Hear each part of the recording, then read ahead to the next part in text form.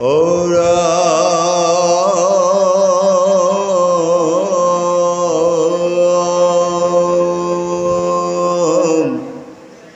পুনৰপি অৰ্জুনে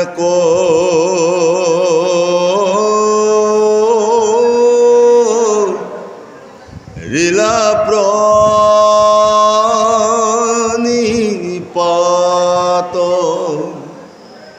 অপদক্ষিণ কৰি জুৰি লন্ত জোৰ হাত কৃষ্ণক সম্বোধি হেন বুলিল অৰ্জুনে আৰু একে সংশয়মি লীল মোৰ মনে পূৰ্বত মোহ হেন কহিলা গোসাই জ্ঞান বিনা নিস্তেজানা কাৰো গতি নাই। জ্ঞানৰ বিনে কাৰো গতি নাই। আমি ইয়াত যে সকলো বহি আছো, ইয়াত কিবা অজ্ঞানী বহি আছো নেকি? সকলোৱে জ্ঞানী বহি আছে, কিন্তু ইয়াত কৈছে জ্ঞানৰ বিনে কাৰোৰে গতি নাই। অৰ্জুন এটা হৈছে শাস্ত্ৰ জ্ঞানী আৰু কোনোবাজন হৈছে গুৰু জ্ঞানী। শাস্ত্ৰ জ্ঞানী কেতিয়াবা পৰাস্ত হয়, গুৰু জ্ঞানী কোনোদিন পৰাস্ত নহয়। সেইকাৰণে বাৰে বাৰে আমাক গীতাৰ 13 নম্বৰ অধ্যায়ত ভগৱন্ত প্ৰভুৱে কৈছে যে সদায় গুৰু জ্ঞানেৰে যদি পৰিপুষ্ট হৈ থকা তেতিয়াহ'লে অসুবিধা কতিও নহয়, আৰু যদি শাস্ত্ৰ জ্ঞানেৰেহে পৰিপুষ্ট হৈ থকা তেতিয়াহ'লে ঋতুবিলাকে এদিন খুলি খুলি খাব। এই একাদশ ইন্দ্ৰিয়ই আমাক খুলি খুলি নষ্ট কৰিব। সেইকাৰণে গুৰু জ্ঞানৰ ব্যৱস্থাৰে গুৰুৰ শিপাই দিয়া জ্ঞান আৰু স্থূল দেশতেই সমস্ত কথা জনা যায়। স্থূলৰ পৰা প্ৰগতত চেতন শক্তিয়ে পাৰ হৈ সাধকৰ সাধ্যতা সাধনাৰ ব্যৱস্থা যদি কৰা যায় তেতিয়াহ'লে ৰহস্য শক্তি মিলিব। এতিয়া আমাৰ এই তিনিখন দেশতে সদায় কাজিয়া। অকণমান জনাৰ পিছত তেওঁ ঢেৰ জনাটো হৈ গ'ল নহয়, ঢেৰ জনা হৈ যোৱাৰ পিছত আৰু একো নালাগে। সেইকাৰণে আমি এইবিলাকেই আমি বুজিব লগা কথা।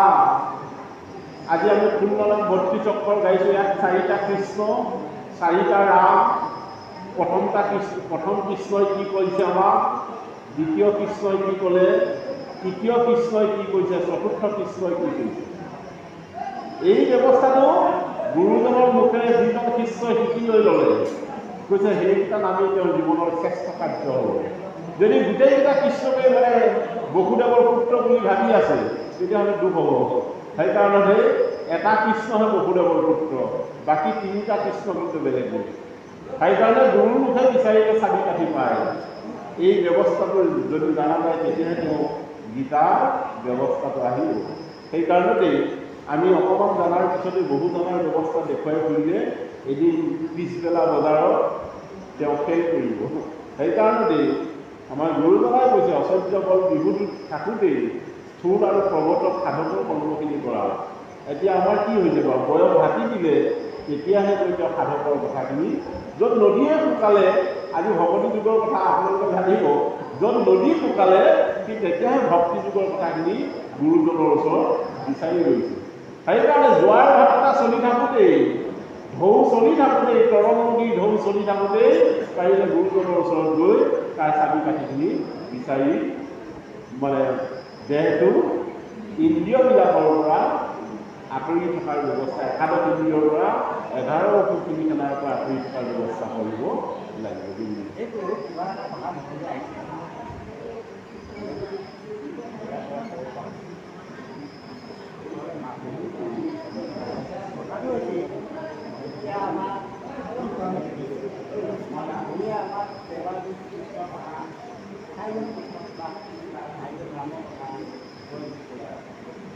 আমি জানো ভগৱান এজনী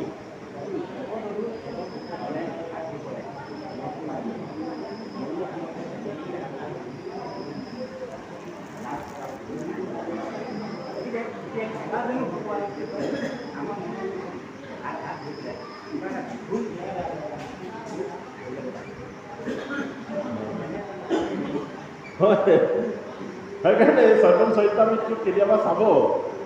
চৈতন্য চৰিতামৃতত মহাপুৰুষ মানে জীৱ গোস্বামীদেৱে লিখিছে যে প্ৰথম কৃষ্ণটোৰ কাম কি, দ্বিতীয় কৃষ্ণটোৰ কি সাধনা, তৃতীয় কৃষ্ণটোৰ কি সাধনা, চতুৰ্থ কৃষ্ণৰ কি সাধনা, এই সাধনাৰ কথাহে আলোচনা হৈছে।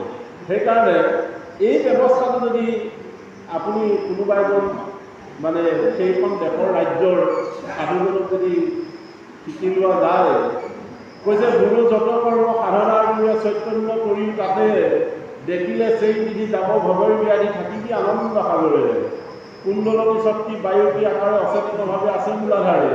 এই যিখিনি কথা, এই কথাখিনি শাস্ত্ৰত নাপায়, কোনো পুৰাণত নাপায়, 18খন মানে 14 শাস্ত্ৰতো আপুনি এই কথাকেইটা বিচাৰি নাপায়।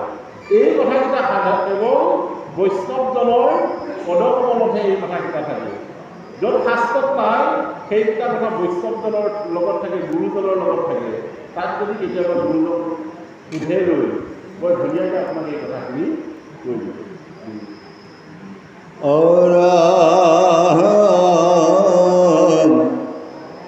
এবে কহাও একাদশ আধার তত ভক্তিকে পরম তত্র গুজ্জমূরমত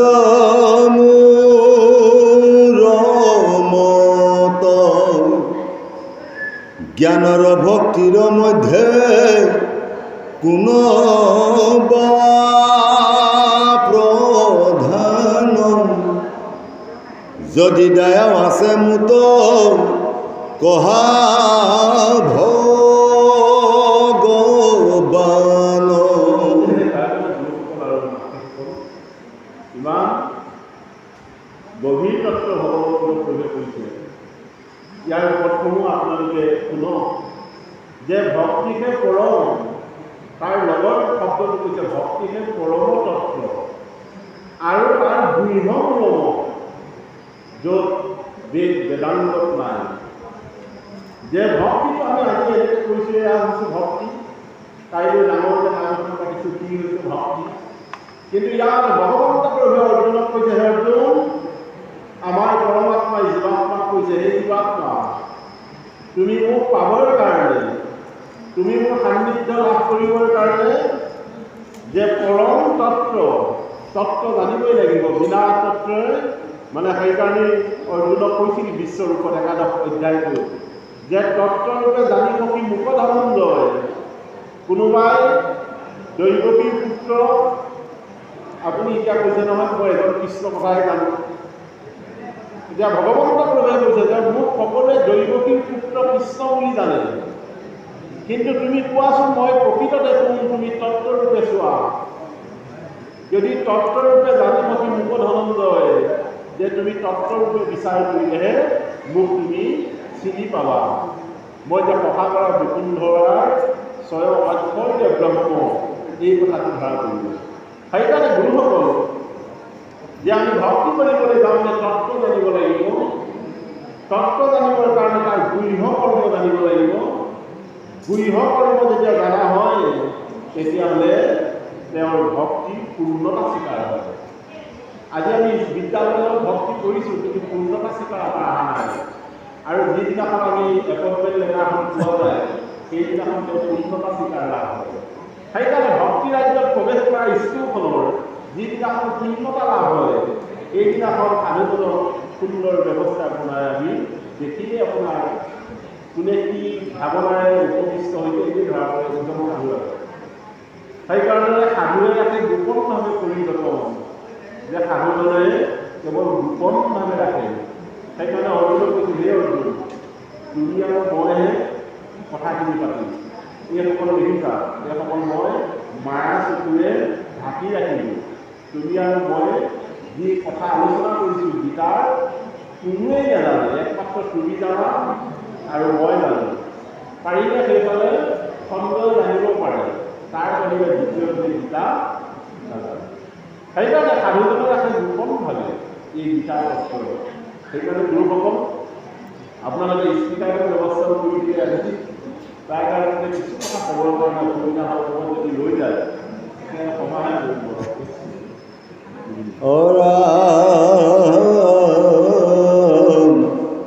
কৃষ্ণে বোলে সাধু প্ৰশ্ন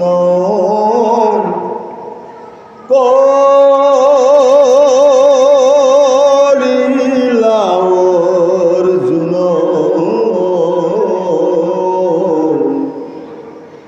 তাহাৰ নিৰ্ণয় কহো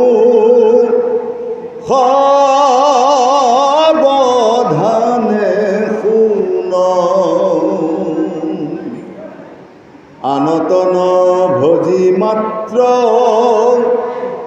মোতে ভজৈ নিত্ৰ, মুত মন নিবেশিবে দৃঢ় কৰি চিত্ৰ। তাৰ কাৰণে গুৰুসকল আৰু মাতৃসকল কৈছে দৃঢ় কৰি চিত্ৰ। দন্তীয়া তলটো যদি লাগি গ'লহেঁতেন তেতিয়া দেহটো হ'লহেঁতেন। ইয়াত শব্দটো লিখিছে তৈলাত্ৰ, চিত্ৰ মানে আমাৰ অন্তৰ। ইয়াৰ শব্দৰ অৰ্থ হৈছে অন্তৰ। যে আমাৰ দেহটোৰ চিত্ৰৰ ভিতৰত থকা যিখন অন্তৰ কি আমি মানুহে কৈ থাকোঁ, এই অন্তৰটো আমি খালী চকুৰে কোনোদিন দেখা পোৱা নাই। সেইকাৰণে এটা হৈছে সূক্ষ্মৰ কাৰণ। চতুৰ্থ অধ্যায় কৈছে যে সূক্ষ্মভাৱে বহি নিৰৱধিভাৱে যদি তাক বিচাৰ কৰা তেতিয়াহ'লে মোক ভজনা কৰাৰ ব্যৱস্থাটো তাক কৰিব। আৰু যদিহে নিৰৱধি ব্যৱস্থাৰে সূক্ষ্মতা কৰ্মৰ যোগেদি নিবিচাৰা তেতিয়াহ'লে অন্তৰত সি আছেনে নাই? সাধুজনকৈ আছেই, কিন্তু যিজনে লাংফাংকৈ কামখিনি কৰে সি কোনোদিনে মানে নিজৰ শিষ্যক কয় যে গুৰুদেৱে কথাকেইটা দিলে মইচোন উপকৃত হোৱা নাই। এইজনে কৈছে মই উপকৃত হৈ গ'লো। সেইকাৰণে অৰ্জুনক যেতিয়া ভগৱন্ত প্ৰভে গীতা কৈছিল যে 18 যি তত্ত্বৰ নিহিতৰ ব্যৱস্থাৰে গীতা কৈছিল, এই গীতা কেৱল নাভিৰ পৰা আমাৰ সমস্যাৰ চক্ৰলৈ মানে মস্তকৰ গুৰুত্বলৈকে এই ডেকাটো আমাৰ গীতাৰ সেইকাৰণে এই গীতাখন জানিবৰ কাৰণে যদি তেওঁ মানে আমাৰ মায়ে জ্বলাই হাত ধৰাৰ আগত নামৰ মালা জ্বলাই ল'লে মানে যুদ্ধ মাইনা বুলি সেইকেইটা গোটেই আছে। সেইকাৰণে এই গোটেই ব্যৱস্থাটো জানিবৰ কাৰণে মই মন্থন কৰি কৰিব লাগিব ঈশ্বৰৰ মাজেৰে। তেতিয়াহে গীতা এনেই গীতাৰ যিটো পদৰ অৰ্থ কি হৈছে আমাৰ আধ্যাত্মিক, ইয়াৰ যিটো পৰম কথা সেইটো পৰমাৰ্থিক। সেইকাৰণে পৰম তত্ত্ব জানিবৰ কাৰণে দৃঢ় মত জানিবই লাগিব।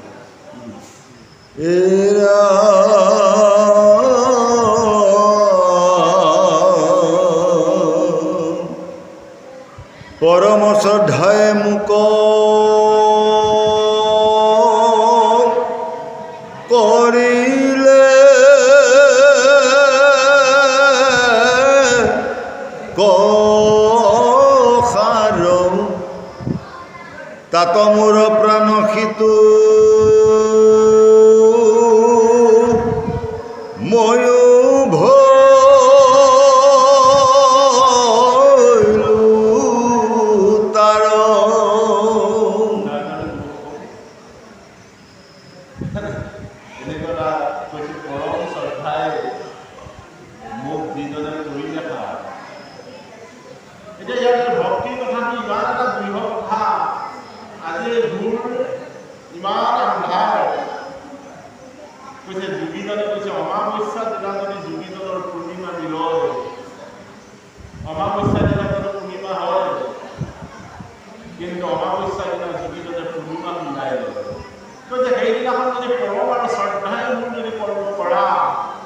তেতিয়াহ'লে তাতো মূলৰ প্ৰাণ সিটো ময়ো ধৰিলোঁ তাৰ ভগৱন্ত কৈছে সেইদিনাখন তাৰ হৃদয়ত মই মোৰ হৃদয়ত কি আজি তোমাক যেনেকৈ গীতা কৈছোঁ ৰথৰ মাজত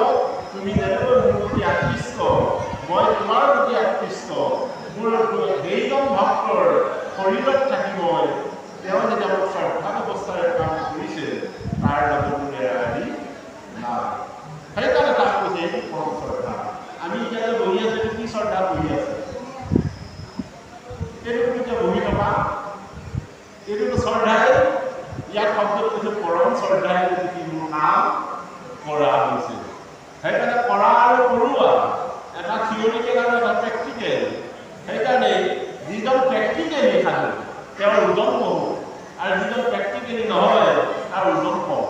সেইকাৰণে কথাটো ধৰা পৰি যাব লাগিব।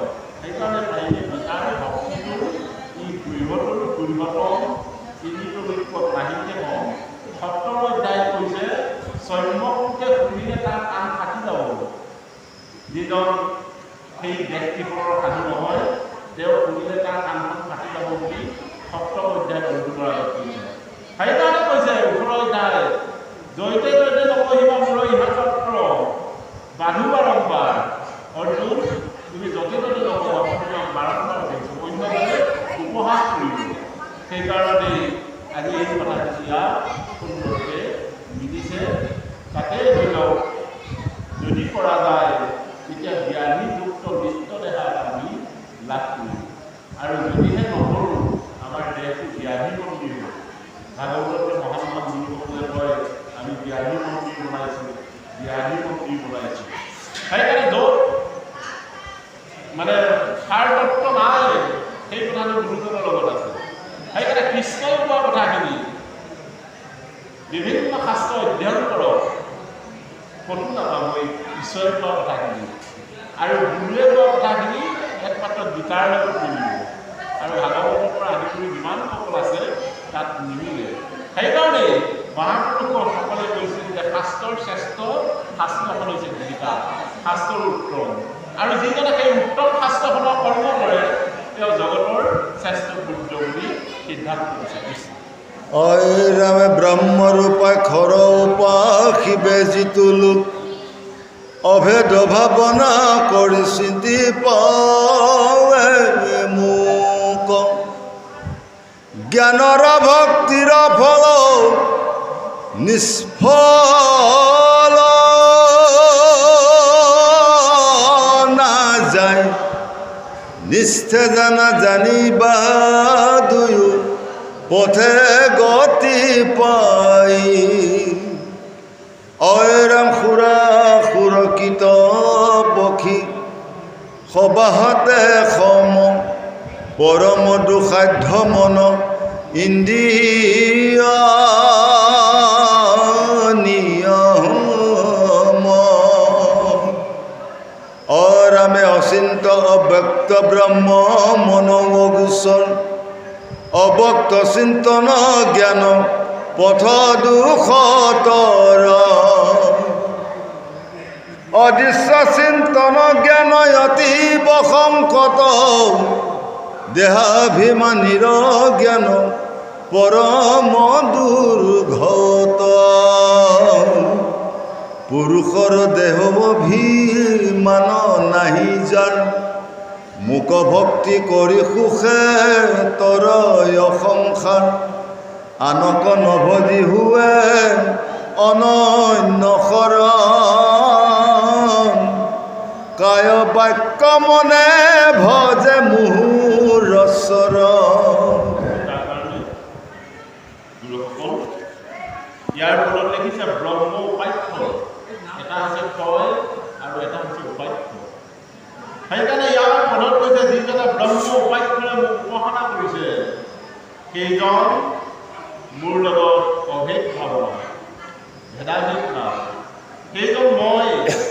সেইকাৰণে কেতিয়াবা কয় মানে স্বৰ্গৰ দেৱতাসকলেও সাধুজনক সেৱা কৰি থাকে, পৃথিৱীত থকা সাধুজনক কৈছে অভেদ ভাৱনা যিজন ব্ৰহ্ম উপাসনা কৰিছে।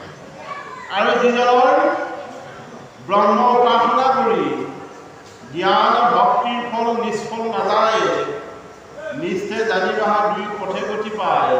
যিজন ব্ৰহ্ম উপাখ্যৰ নহয় তেওঁ যিজন জ্ঞান দেশৰ লোক, এই জ্ঞান দেশৰ লোকজনৰ তেওঁ যেনেকৈ জানিছে তেওঁৰ ফলটো এৰি নাযায়।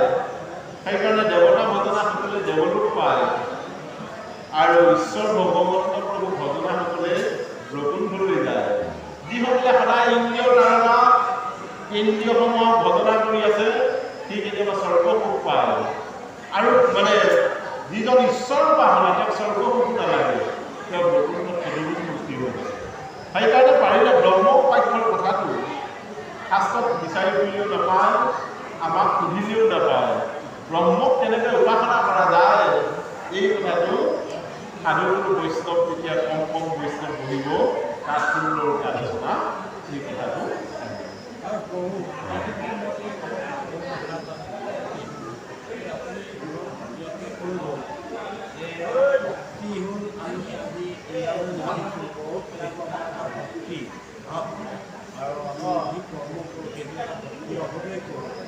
কিন্তু এই যে ক'লে ধৰক কি আৰু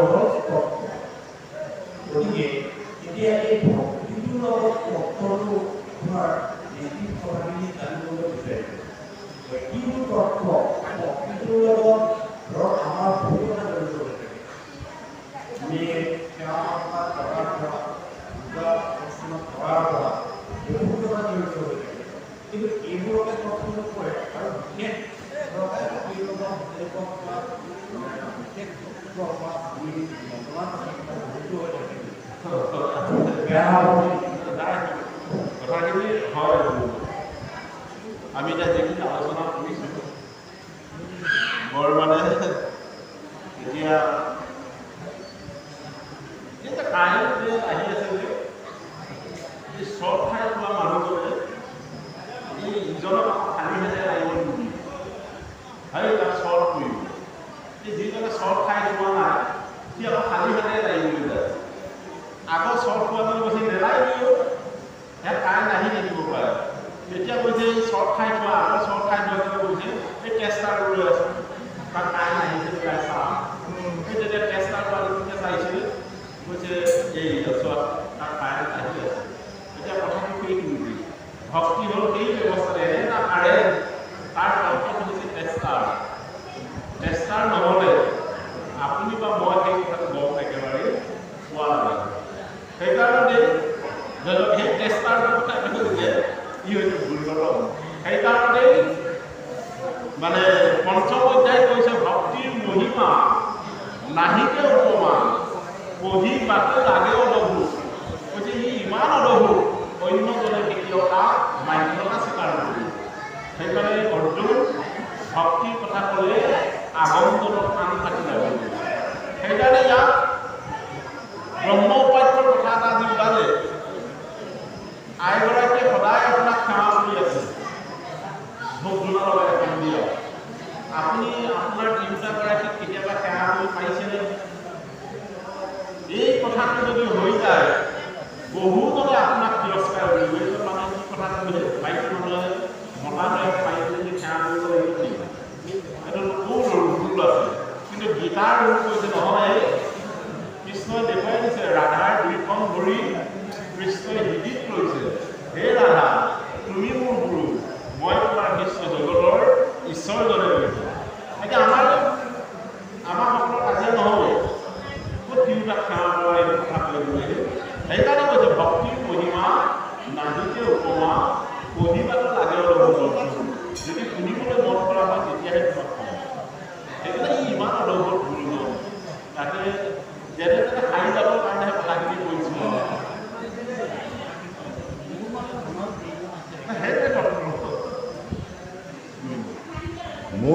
মুতর্পি কর্ম করে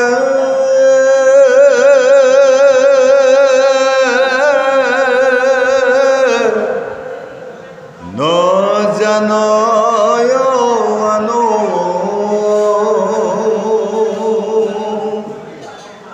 ঘোর রূপ সংসারত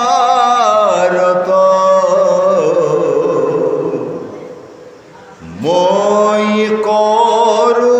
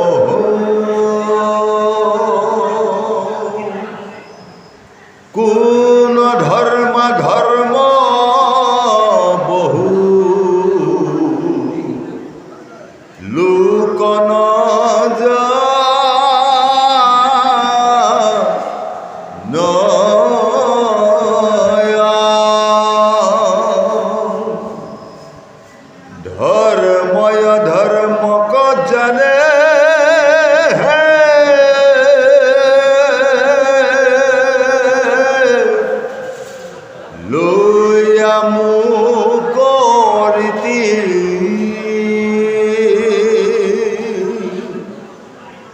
অসংগে নজানে প্রভু পবিত্রিনী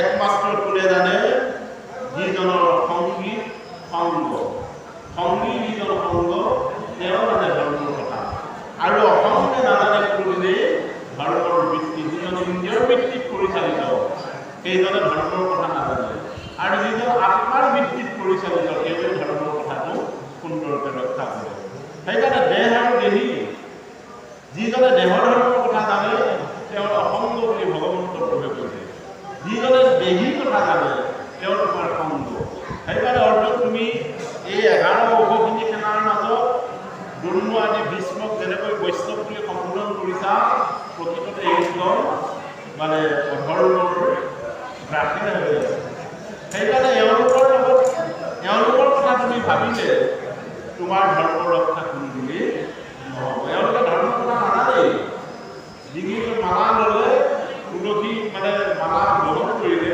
কিন্তু ধৰ্মৰ কথা নাজানেই এতিয়া আমাৰ সেইটো চাবচোন বজাৰৰ মালাটো কিনি আনি ঘৰতে নিজে নিজে পিন্ধিছে ঘৰতে নিজে নিজে কণ্ঠী ধাৰণ কৰা বহুত দেখিছোঁ বজাৰতে কিনি আনি পিন্ধে কিন্তু ভাগৱত শাস্ত্ৰত সেইটো কথা কোৱা নাই ভাগৱত শাস্ত্ৰৰ নীতিটো আকৌ বেলেগ যে এই প্ৰকাৰেহে তুমি ধাৰণ কৰা গুৰুৱে তোমাক দিছেনে নাই পিন্ধিবৰ কাৰণে তুমি ঈশ্বৰক দিলানে নাই ঈশ্বৰক দি পেলাইহে তুমি কি কৰা ধাৰণ কৰা আমাৰ আকৌ দেখিছোঁ বজাৰতে তুমি নিজে নিজে ধাৰণ কৰি গতিকে ইয়াৰ বিভিন্ন ঠাইৰ ব্যৱস্থাৰে নীতিবদ্ধ সেইকাৰণে এই ভয় নকৰিবা ধৰ্ম কি বহুজনে নাজানে এই 11 অঘখিনি খানাৰ মাজত একমাত্ৰ তুমি আৰু মইহে কথাটো জানো এইসকলে কোনোৱে ধৰ্মৰ কথা নাজানে কিন্তু এওঁসকল দিগ্বিজয় একোজন একোজন বৈষ্ণৱ ভীষ্ম বৈষ্ণৱ গুৰু দ্ৰোণ আচাৰ্য কিন্তু এওঁলোকেও নাজানে সেইকাৰণে গুৰুসকল ধৰ্মৰ কথাটো বৰ গভীৰ বহুত তাত্ত্বিক দিশৰেহে গতি কৰি আছে পবিত্ৰী নিবিত্ৰী যদি জানে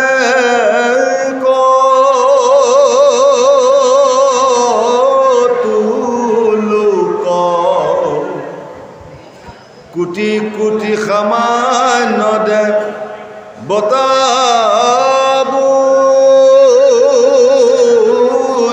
মুক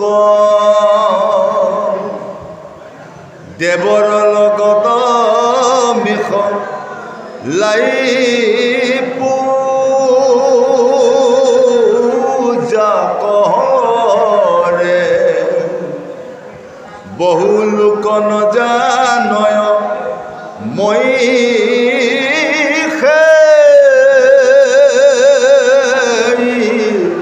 চহৰে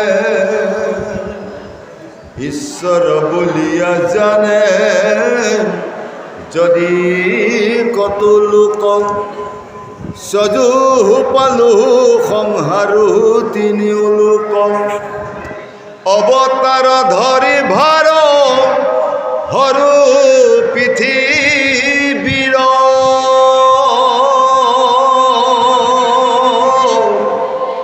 নিৰাকাৰ বলি মুক নজানে বিস্তৰ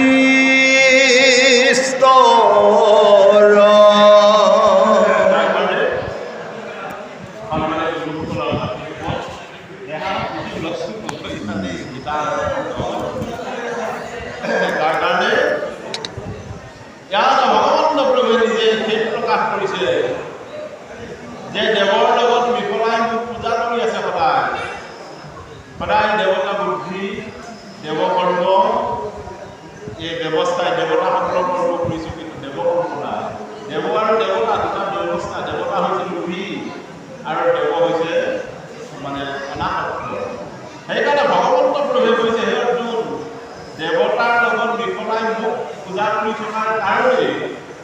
ভাগধাৰা হৈছে দৈত্য বুদ্ধি। আৰু যিজনে দেৱৰ লগত মোক পূজা কৰি আছে, মই বুলি যিজনে পূজা কৰি আছে, তাৰ বুদ্ধি কষ্ট সদায় সম্যক বুদ্ধি। সেইকাৰণে যিসকলে ইন্দ্ৰিয়ৰ লগত পূজা সদায় কৰি আছে ভগৱন্ত প্ৰভু, তেওঁ সেইকাৰণে মহাপ্ৰভুৱে চৈতন্য মহাপ্ৰভুৱে কৈছে মালা তিলক ভেদ দুখনে কি কৰিব দূৰ কপিনে। কিছুমানে কপিন মা বাবাজী আছে নহয়, তেওঁ কৈছে মালা তিলক ভেদ দুখনে কি কৰিব দূৰ কপিনে, তত্ত্ব নাজানে ঘূৰি মিছা কামনা ভাবিলে। এই কথাটো চম্পী দাসৰ মানে ৰজগণীৰ লগত এই কথাটো গীতটো সুন্দৰকৈ গাইছে। সেইকাৰণে আমাৰ ভাগৱতত কেতিয়াবা মহান গুৰুসকলে কয় এটা হৈছে মনৰ বৈৰাগ, এটা হৈছে ভাৱৰ বৈৰাগ, আৰু এটা হৈছে চিতৰ বৈৰাগ। মন ভাৱ আৰু চিতৰ যদি বৈৰাগ হয় তেতিয়াহ'লে একেটা গঁড়ালতে কাম হ'ব। একেটা গঁড়ালতে আছে ৰাগ নাই, অভিমান নাই, তিৰস্কাৰ নাই, দুইটা আই আৰু কোনো সখী সকলো হৈ আছে। কোনোবাই দুটাই গঁড়ালত আছে, গঁড়ালতে কেতিয়াবা সুধি ল'ব কি কথা হয়, তেতিয়াহ'লে তেওঁলোকৰ ৰাগ, অভিমান, তিৰস্কাৰ গোটেইখিনি আছে। সেইকাৰণে আত্মাক জানিবৰ কাৰণে, পৰমাত্মাক জানিবৰ কাৰণে যদি আত্মাকৰ্ম নাই, তেতিয়া সাধন ভজন সকলো তেওঁ জীৱনৰ বৃথা হৈ পৰিব। সেইকাৰণে আজি আমাৰ গুৰুজনে যে ওম ধ্বনিটো কৈছে প্ৰণৱ ধ্বনি, এই প্ৰণৱৰ মানে তিনিটি ধাৰাৰ কথাখিনি মানে গুৰুজনক বিচাৰি দিয়ে। অনুচৰত্ব আদ্যশক্তি ৰূপে কৃষ্ণ ভাগুৰা পাতি তাৰ নিত্য সংস্কৃতি কৰিছে। এই কথাটো বুজি ল'লেহে তেওঁ ধ্বনিটো সুন্দৰকৈ কাম কৰিব।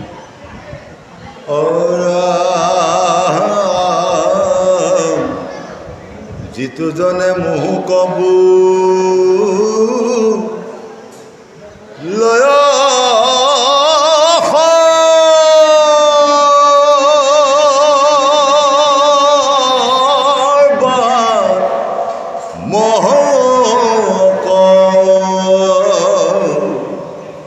অদ্বৈত নিগুণ ব্ৰহ্ম অজগত ব্যাপক সগুণী নিৰ্গুণীময়ী দুয়ো ৰূপ ধৰু যদি আত্মা ৰাম তভু অগুণ লীলা কৰো। এই সংসাৰত প্ৰাণী যতে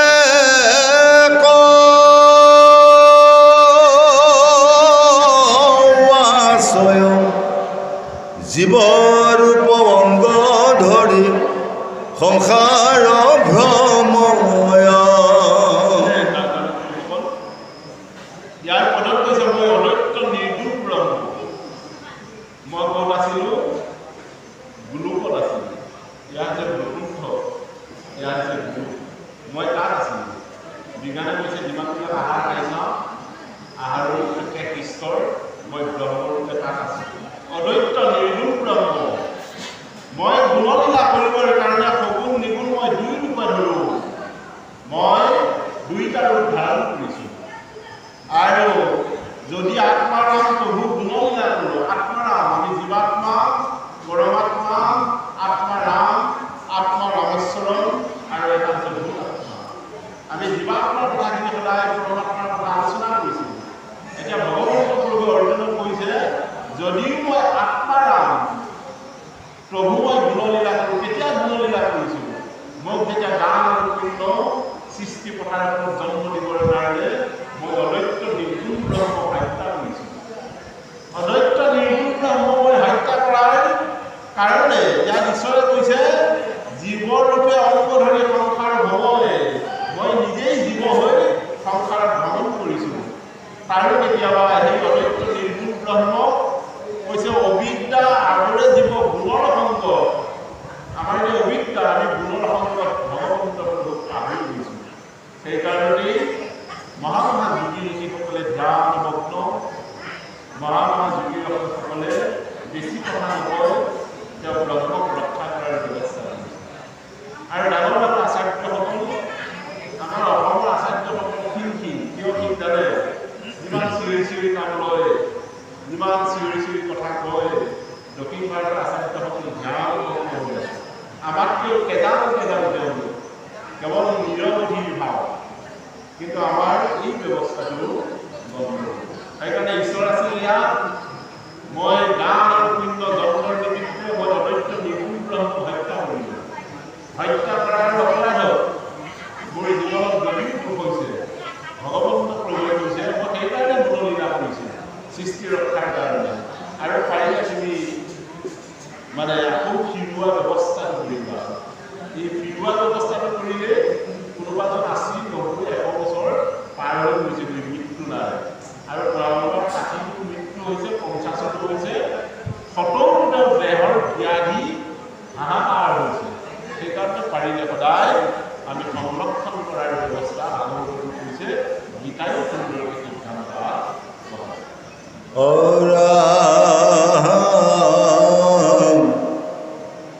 যাৰ পুঞ্জ পুণ্যচয় আচয় পূৰ্বৰ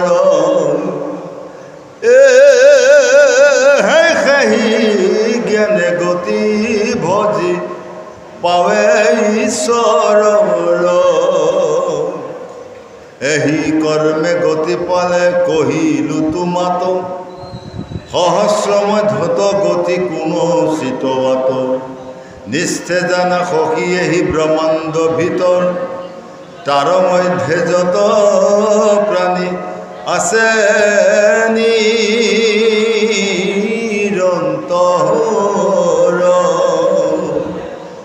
অৰামে সহস্ৰময় ধত যদি একে গতি পাই, প্ৰভু কতো মুক্ত হৈ লেখা জোখা নাই। মুক্ত হৈছে, কতজনৰ ভগৱন্ত প্ৰভু ভজনা কৰি ৰোগাগ্ৰস্ত হৈছে, কোনোজনে ভগৱন্ত প্ৰভু ভজনা কৰি হৃষ্টপুষ্ট হৈ আছে, কোনোজনে গোটেই জীৱন তেওঁৰ ভস্ত হৈছে, কিন্তু গোটেইকেইজনেই ঈশ্বৰলৈ গৈছে। সেইকাৰণে ভগৱন্ত প্ৰভুৱে কৈছে, সহস্ৰ মধ্যত যদি একে গতি পায়, সকলোখিনিয়ে গতি একেই, কিন্তু কোনোবা এজন হৈছে মুক্ত। ইয়াত দেখিছে প্ৰভু কতো মুক্ত হৈবে দেখা কথা নাই। বহুজন মুক্ত হৈ গৈ আছে, পুনৰপি জন্ম পুনৰপি মৰণৰ মুক্ত হৈছে। আৰু আপোনাক আমি এইবাৰ জন্ম লাভ কৰিলোঁ, ইয়াৰ পিছত কিন্তু আকৌ আহিব লাগিব নেকি নাজানো, কিন্তু ঈশ্বৰে কৈছে যে ভক্তি কৰিলে জীৱন মুক্তি লাভ কৰে আৰু পৃথিৱীলৈ আহিব নালাগে। সেইকাৰণে কৈছে লেখা জোখা নাই, বহুজন মুক্ত হৈ গ'ল, কিন্তু যিজনে অৱজ্ঞা কৰিছে তেওঁ আকৌ পৃথিৱীলৈ আহিব লগা হয়।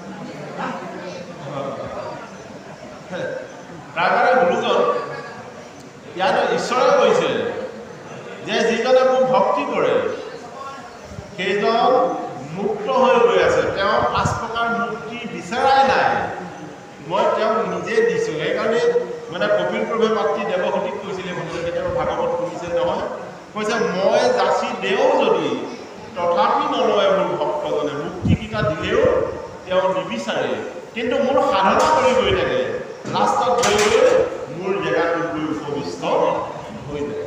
সেইকাৰণে ইয়াত ঈশ্বৰে কৈছে বহুজন মুক্ত হৈছে, তাৰ লেখ নাই, তাৰ আৰু যুগ নাই বুলি সিদ্ধান্ত।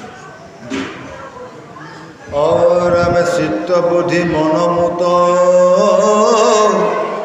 নিবেদিলা যাৰ, শীঘ্ৰে পাৱৈ মুহুক বিলম্ব নাই তাৰ, ঐ ভাষ প্ৰকাৰে মুঠ থিৰ কৰে মন জ্ঞানৰ ভক্তিৰ দুইৰো কহিলো লক্ষণ এৰাম যদি তাতো তুমি হেন গোলাম বল ইন্দ্ৰিয়ৰ মধ্যে মন আতি যে চঞ্চল যত্ন কৰিলেও মন বিষয়